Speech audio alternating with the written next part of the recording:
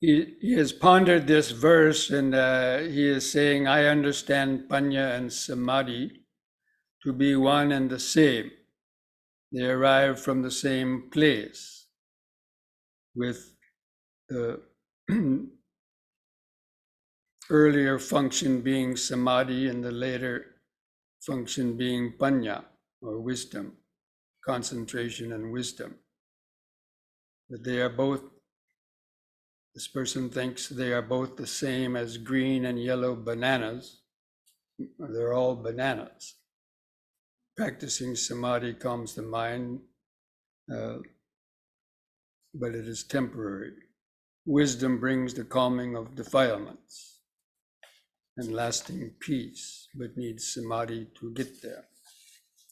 So most of that is, a fairly good description, although I wouldn't say necessarily that the concentration and wisdom to be one and the same, because they have different functions. Samadhi is to calm the defilement. So anyway, so his question is, what is Satipatthana? And does it interconnect with concentration and wisdom to bring about defilement or not? Anyway, I'm going to just give my own sort of take on this verse. That first of all, concentration, when they're talking about it, it refers to attaining the four jhanas in the technical explanation of in the Noble Eightfold Path, right? Concentration is explained as attaining one of the four jhanas, or all of them. And so that's the concentration aspect, and that is actually the last step of the Eightfold Path. Now, the wisdom, so there's no concentration without wisdom, and no wisdom without concentration. Now, you have to understand that the wisdom, there's three levels to the wisdom. The first is the intellectual level of wisdom. That means understanding the things connected with meditation, understanding the Four Noble Truths, understanding some aspects of the mind and the law of karma, and understanding about the five hindrances and how to, overcome the hindrances, and understand how the practice of sila, samadhi, and panya, observing the precepts, helps one to gain concentration. So that's a kind of a wisdom. So in that first part of this verse, there's no concentration without wisdom.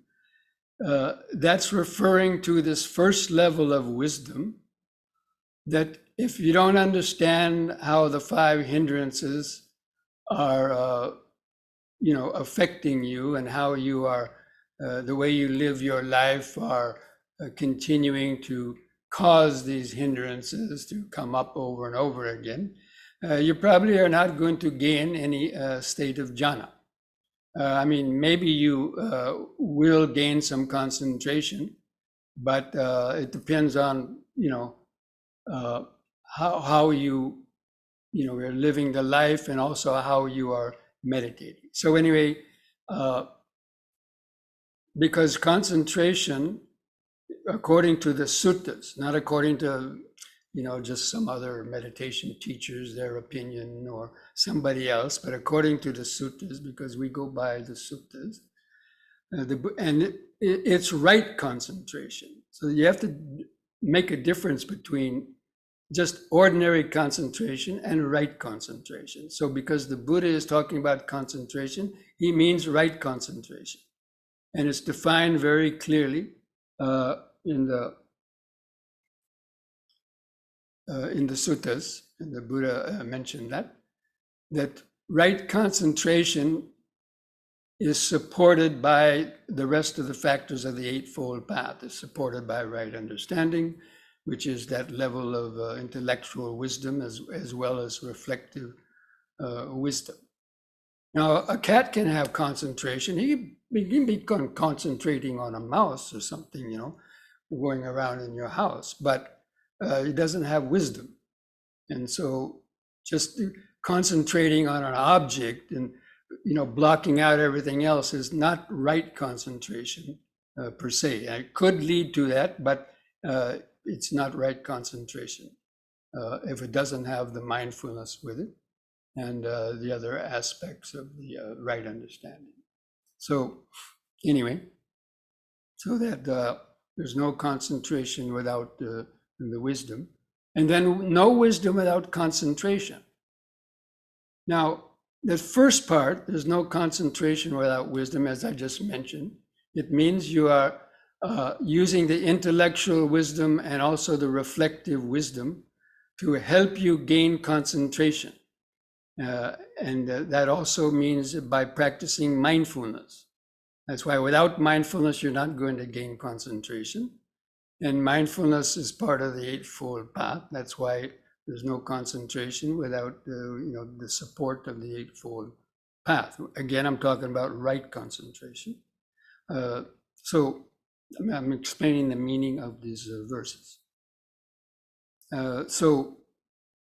And then there's no wisdom without concentration. Now, this wisdom is the deeper level of wisdom, the wisdom the third level of wisdom of the Bhavanamaya Panya. So again, there's 3 levels of right understanding, 3 levels of wisdom: intellectual wisdom, the deeper level that comes through reflection and kind of preliminary meditation and so on. You get deeper insights.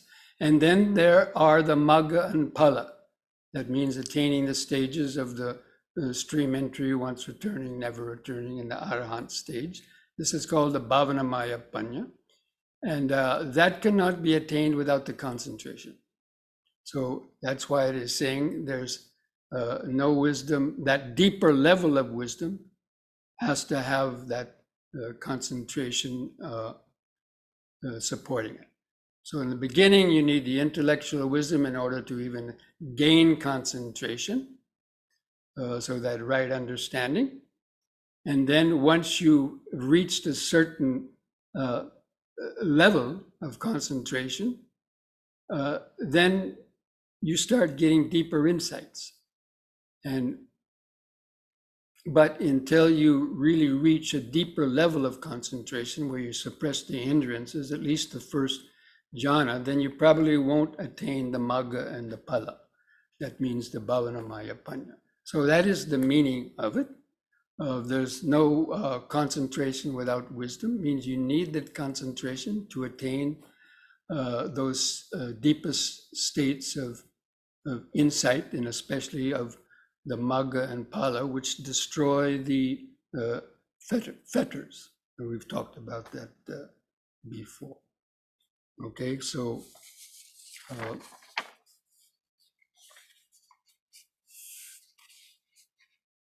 and so this question, what is the Satipatthana? Does it interconnect with concentration and wisdom? Yes, of course. Now, in the Satipatthana Sutta, I'm sure you all know, basically, it's the 4 foundations of mindfulness: mindfulness of the body, mindfulness of feelings, mindfulness of the mind, and mindfulness of the Dhamma.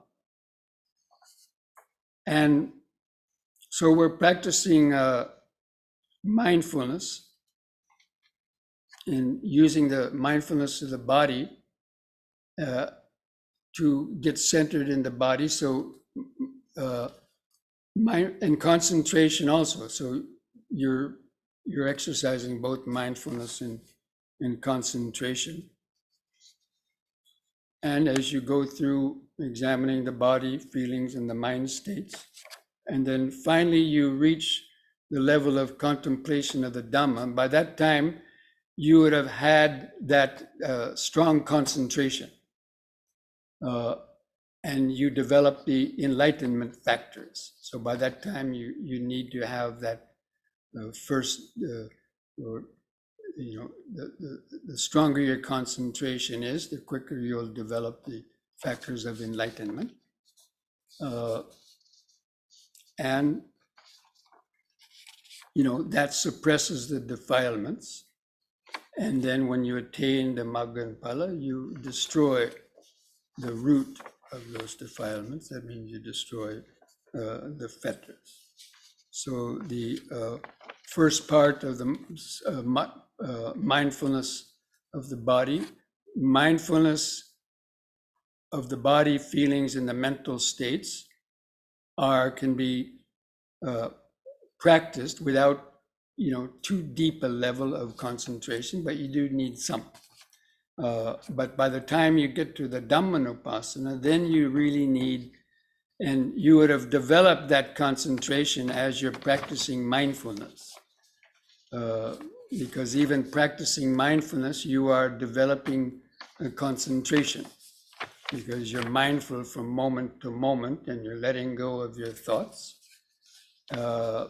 And so, and you're overcoming sleepiness as you are developing mindfulness. You are becoming concentrated in the present moment. So especially in those first three foundations of the first three foundations of the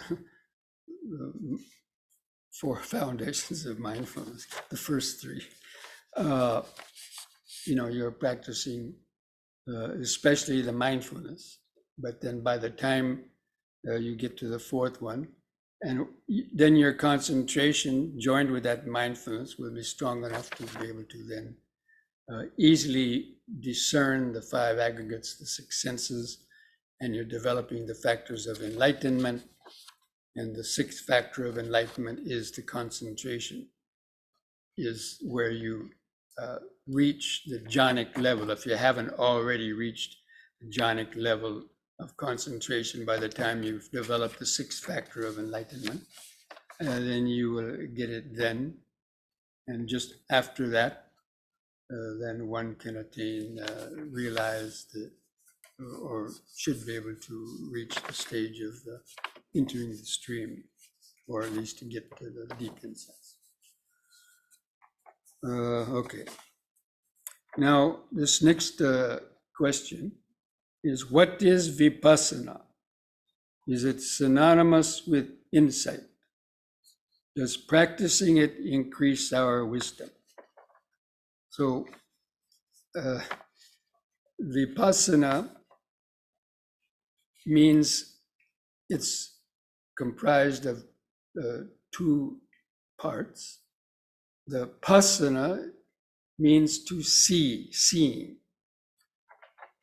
And the VI prefix means to see in a special way, or see things as they really are, or it means seeing impermanence, pretty much.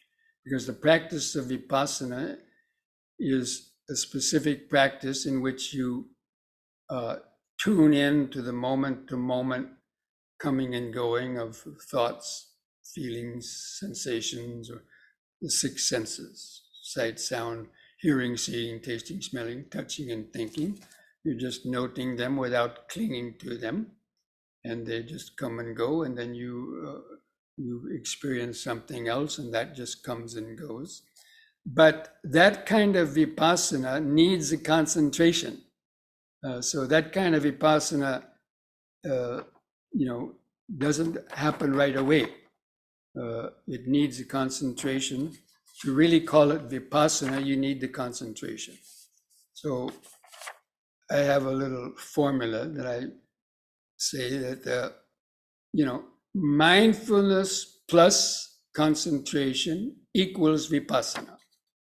A lot of people these days, they say they're practicing Vipassana, and I ask them, well, what are you doing? Oh, watching the breath. Oh, is that Vipassana?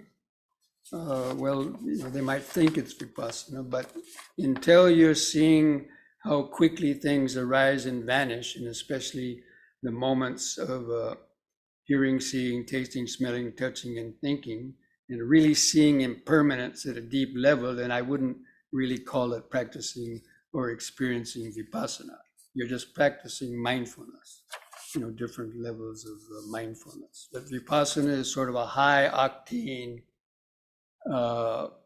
level of, again, when that mindfulness has been boosted with concentration, and especially the jhanic level of concentration, then you have 100 octane mindfulness, just to use those kind of terms.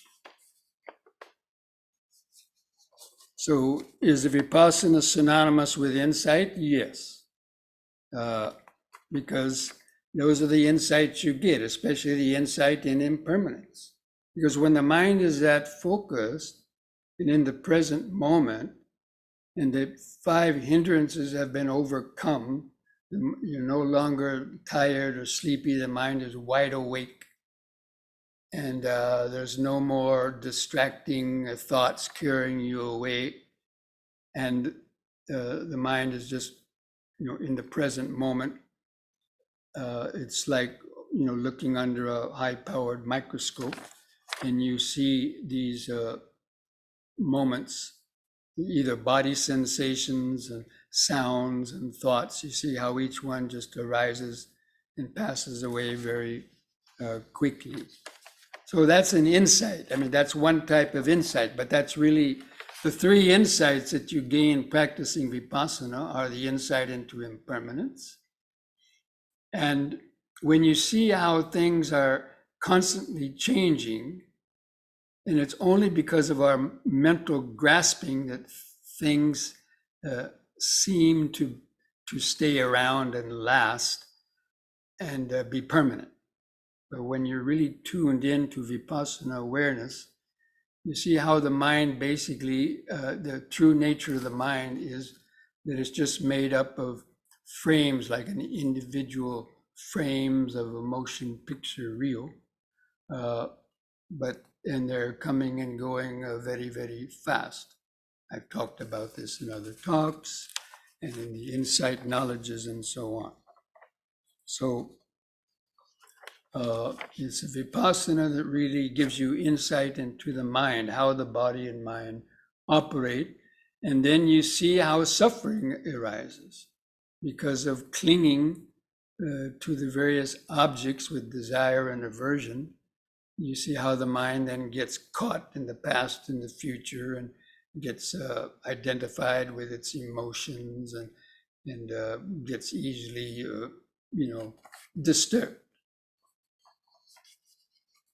And then the deepest insight is the insight into anatta, or no self. So as you're tuning in to this very quick succession of arising and vanishing of moments of hearing, seeing, tasting, smelling, touching, and thinking, just arising and vanishing at a very, very high speed, the mind doesn't have any time to bring in the past or future about any particular object. And the ego, as I've mentioned many times, exists in relationship to the amount of attachment and identification that we are giving to any of the 5 aggregates. So when you're no longer paying attention and identifying with them as I or me or mine or following them, the sense of I starts to dissolve, like the ice cube dissolving in water, as I've mentioned many times. And so that gives rise to the understanding of no self, that the feeling of an individual I or me there in the mind is basically an illusion that's created within the mind. It's not an actual permanent feature of our consciousness. So does practicing Vipassana increase our wisdom? If you're practicing it correctly, absolutely. Because the increase in wisdom is that increase. You understand impermanence, and then as you go on meditating, you understand the dukkha very deeply. and you understand the anatta. Usually they go in that order, although some people may directly focus in on the no self aspect. Some people may focus in on the impermanent aspect. Usually when you realize one, you realize all three of them. So, and any one of those is sufficient to attain stream entry. If you gain the magga and phala, having focused on impermanence, or you gain the magga and phala by focusing on the dukkha or the anatta. But most people usually come through with the experience. I mean, when you understand the impermanence of the ego, then of course, those are kind of one and the same. You understand the emptiness or the illusion of the ego, no self, because it's impermanent. Yes. Bhante, I found your question so interesting. It's from the Dhammapada, verse 372. And there are so many translations of it. I found one that was pretty good. There is no concentration in one who lacks wisdom, nor is there wisdom in him who lacks concentration. In whom are both concentration and wisdom, he is in the presence of Nibbana.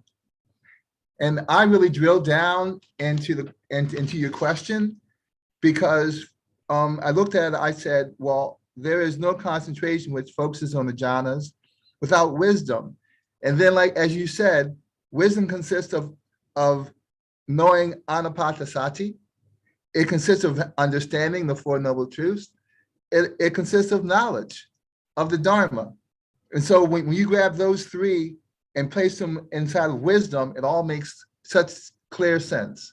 And then there's no wisdom without concentration. So if you don't have those three levels of wisdom, you aren't really developing, because you haven't thought about concentrating. And you need to concentrate to arrive at Vipassana meditation, or even the jhanas. So without concentration, you're going nowhere. And then if you have both, you're calm, you're settled, you're at peace. And that's what you want. You can reflect upon the Dhamma and realize that you are the Dharma, and then proceed on the path. It was a very good question. I really appreciate you asking it. It was very good. Yes, but it's very important, because a lot of people get stuck in concentration, and then they get attached to the factors of absorption. They get attached to the the piti and the sukha and the mental quietness, and it's very blissful. The descriptions that the Buddha gives in the sutras about the first jhana.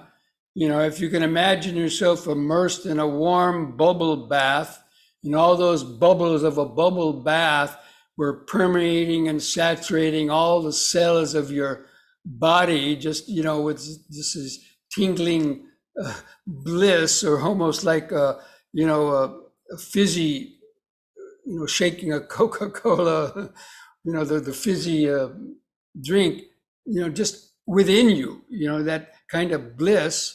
I mean, it's very powerful. And if you've ever experienced it, people are saying, well, I wish I could stay here the rest of my life, in that. But that's a trap. And they don't go beyond it. So that is why the Buddha mentioned this about not getting stuck in just the concentration, that you have to have the wisdom along with it. Yes, Bhante.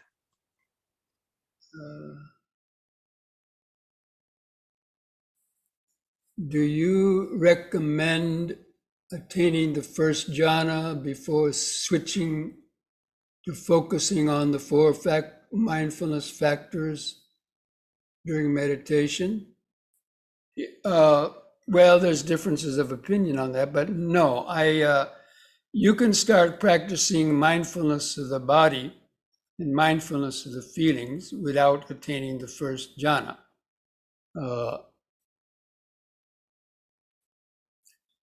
So,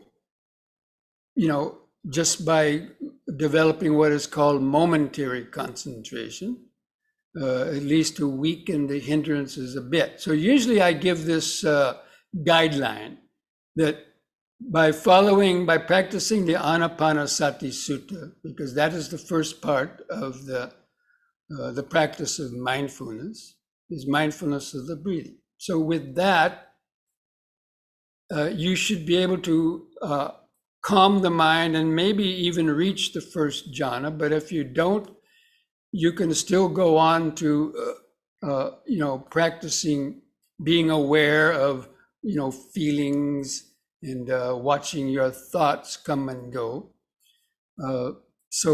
But if you can count your breaths from 1 to 10, this is usually a guideline I tell people, that by practicing Anapanasati, if you can count your breaths from 1 to 10 without your mind wandering off and getting lost, then that's a pretty good level in itself.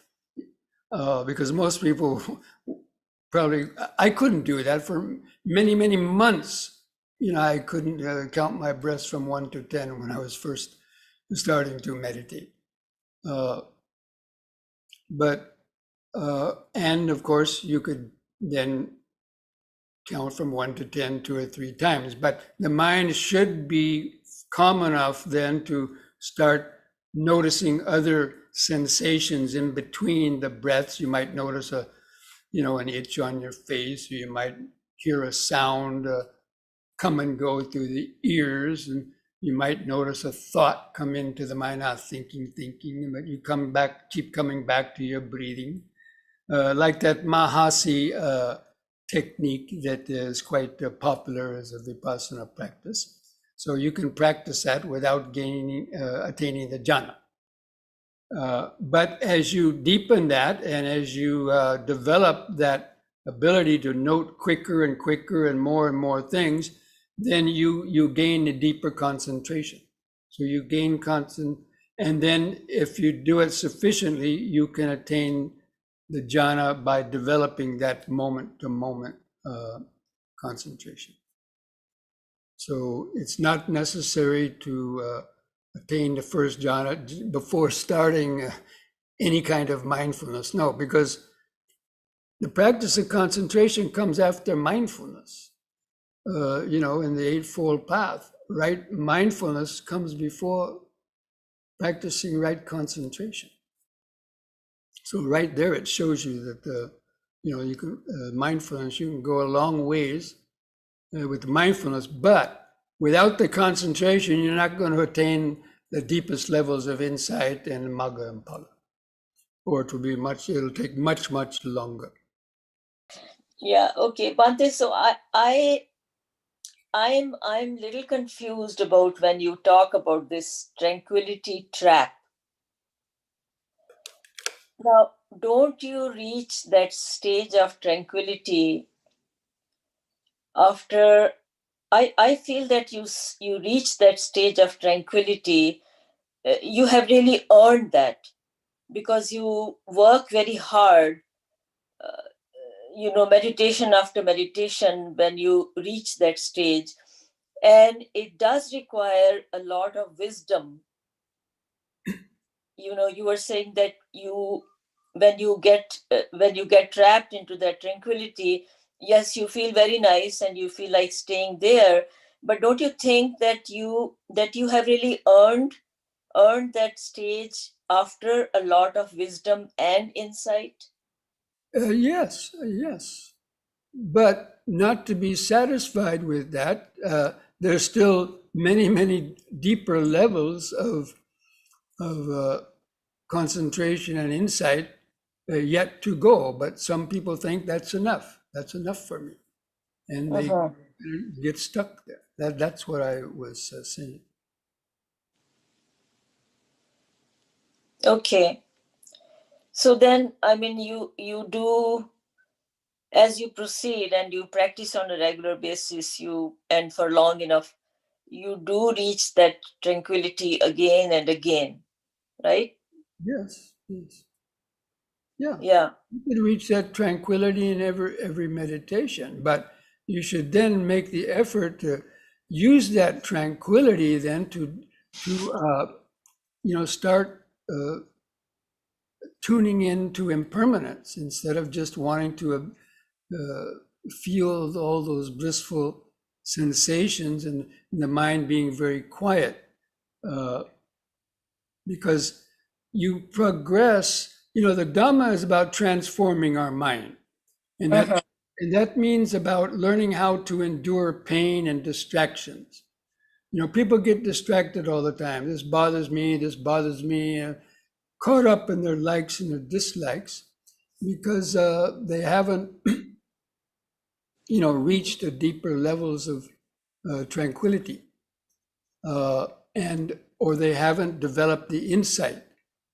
So by staying conscious and enduring pain, listening to noises, and learning how to keep that still point in the midst of a lot of things that might still be going around, that's how you strengthen your mind, not by just tranquilizing the mind and going into a little cocoon of mental tranquility without having done that work of going through pain and learning how to develop equanimity, the distractions of daily life. Right.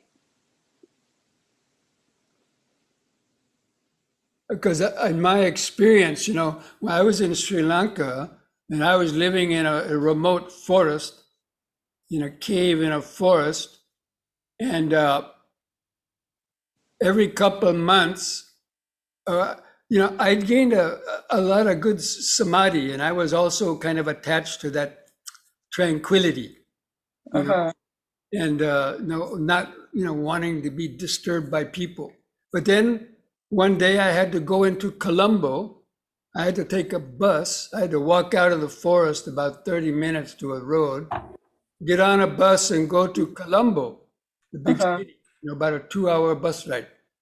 Right. I would get off in the downtown area where I had to go somewhere.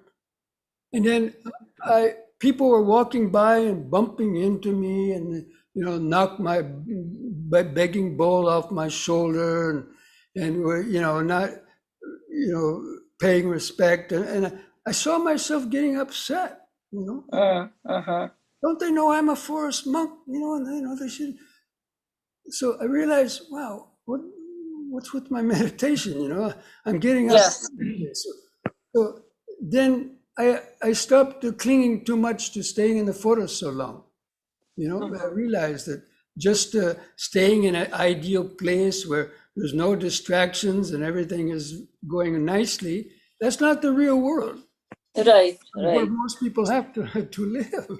So I made it a point to come into back to the city, every month or so, just to, test to see how much I was able to endure, the noise of a city and other distractions. Yeah.